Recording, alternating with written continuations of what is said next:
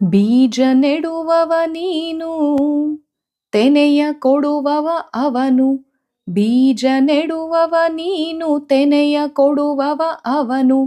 ನೀನೊಬ್ಬರಿ ಲಿಪಿಕಾರ, ಅವನೋ ರಸಧಾರೆ. ಈ ತೆರೆಯ ಕೆಸರು ನೀ, ಅವನೇ ನಿಜ ಗಂಗೋತ್ರಿ. ಈ ತಿರೆಯ ಕೆಸರು ನೀ, ಅವನೇ ನಿಜ ಗಂಗೋತ್ರಿ. ಕಣ ನೀನು ಘನ ಅವನು ಮುದ್ದು ರಾಮ. ಕಣ ನೀನು ಘನ ಅವನು ಮುದ್ದು ರಾಮ. ಬೀಜ ನೆಡುವವ ನೀನು, ತೆನೆಯ ಕೊಡುವವ ಅವನು.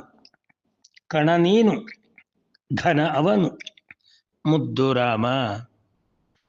ಕಡಲ ಕರೆ ಕಣವ ನೀನ್ ಮಂಕುತಿಮ್ಮ ಅಂತ ಹೇಳುತ್ತಾ ಇಲ್ವೋ.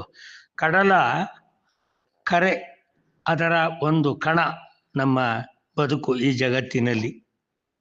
ನಮ್ಮ ಕಾಯಕವನ್ನು ನಾವು ಪ್ರಾಮಾಣಿಕವಾಗಿ ಮಾಡ್ಬೇಕು ಸ್ವಾಮಿ. ಸಪ್ತಮಂ ದೈವ ಚಿಂತನಂ ಅಂತೀವಿ. ಏನು ಹೇಳಿ? ಸಪ್ತಮಂ ದೈವ ಚಿಂತನಂ. 6 ನವದು ಉತ್ಸಾಹಂ ಸಾಹಸಂ ಧೈರ್ಯಂ ಬುದ್ಧಿ ಶಕ್ತಿ ಪರಾಕ್ರಮ.